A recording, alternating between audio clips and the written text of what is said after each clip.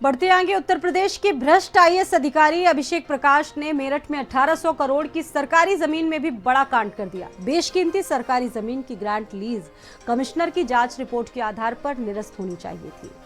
अभिषेक प्रकाश ने उद्योगपति को सीधे एक लेटर भेजा और फाइल दबाकर बैठ गए। इस कांड में उनके दलाल मेरठ निवासी निकांत जैन की भी बहुत बड़ी भूमिका थी, जिनकी चर्चा लगातार होती रहती है। देखिए इस पर खास रिपोर्ट।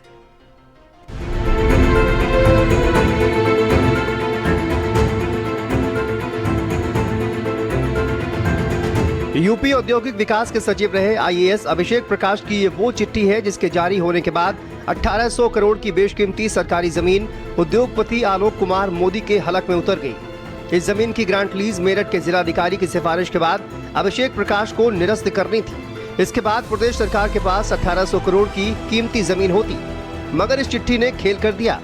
इस चिट्ठी में सिर्फ 15 दिन में उद्योगपति से ग्रांट लीज रद्द न करने को लेकर स्पष्टीकरण मांगा गया था। स्पष्टीकरण आया या नहीं, लेकिन करीब 2.5 साल बीतने के बाद अभी तक सरकारी जमीन की ग्रांट लीज खत्म नहीं की गई। कोई लीज डीड उन्होंने निरस्त नहीं किया और आज भी उस भूमि पर उनका कब्जा बरकरार है और लीज की शर्तों का उल्लंघन कर वो जमीन का दुरुपयोग कर रहे हैं। वर्तमान में उक्त जमीन की कीमत यदि प्रशासनिक तौर पर हम डीएम सर के लेट से भी मांगे तो कई हजार करोड़ रुपया उस जमीन का मूल्य है। उनके द्वारा उनके हस्ताक्षर से जो कार्यालय से पत्र जारी किया गया उसकी प्रति मैंने उपलब्ध कराई है और मैं सीधे इस प्रकरण को प्रवर्तन निदेशालय, जो कि इस समय उनके प्रकरण में जांच कर रहे हैं, हम उनको भी प्रेषित कर रहे हैं कि वो अपने स्तर से इस प्रकरण की भी जांच करें। 1972 में यूपी सरकार ने मोदी रबर नाम की कंपनी को ये जमीन उद्योग लगाने के लिए लीज पर दी थी। 2000 के दशक में मोदी रबर का दीवाला निकल गया। मोदी रबर ने अपनी फैक्ट्री जर्मनी की कॉन्टिनेंटल टायर को बेच दी, लेकिन मोदी रबर ने फैक्ट्री तो बेची ही, सरकारी जमीन भी बेच दी। लीज की शर्तों के मुताबिक ये अधिकार मोदी रबर को नहीं था।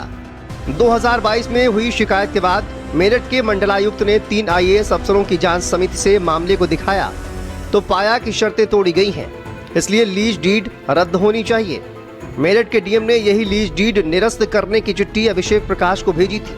मेरठ निवासी अपने दलाल दोस्त निकांत जैन के जरिए अभिषेक प्रकाश ने उद्योगपति से संपर्क किया और साठगांठ करके कार्रवाई रोक दी। 2.5 साल बाद भी बेशकीमती जमीन मोदी रबर और कॉन्टिनेंटल टायर के कब्जे में है। जांच में ये स्पष्ट हुआ कि वास्तव में मोदी इंडस्ट्री द्वारा इस लीज डीड का उल्लंघन किया गया है और बेशकीमती भूमि को खुर्द-बुर्द किया गया है। इस प्रकरण की जांच रिपोर्ट तत्कालीन आयुक्त महोदय के माध्यम से जिलाधिकारी मेरठ के द्वारा शासन को प्रेषित की गई, जिसमें श्री अभिषेक प्रकाश जो चर्चित नाम है इस समय, उस समय औद्योगिक स्थापना आयुक्त के कार्यालय को ये रिपोर्ट प्रेषित की गई और यह आग्रह किया गया चूँकि लीज डीड की शर्तों का उल्लंघन है और शासन में उक्त विभाग के मुखिया श्री अभिषेक प्रकाश थे, तो उनके द्वारा इस लीज को निरस्त कराने के लिए कार्रवाई की जानी थी, परंतु उन्होंने सीधे मोदी इंडस्ट्री के डायरेक्टर श्री आलोक मोदी को पत्र लिखकर उनसे 15 दिन में स्पष्टीकरण मांगा, लेकिन 15 दिन अब 3 वर्ष हो जाने के बाद भी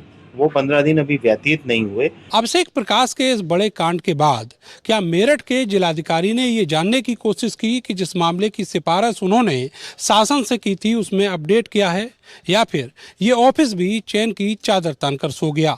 इन सवालों के जवाब पर मेरठ के जिलाधिकारी डॉक्टर वीके सिंह कुछ भी कहने को तैयार नहीं है। सवाल ये भी है कि अभिषेक प्रकाश के इस बड़े कांड में वो अकेले थे या फिर मेरठ के तत्कालीन जिलाधिकारी की भी कोई भूमिका है।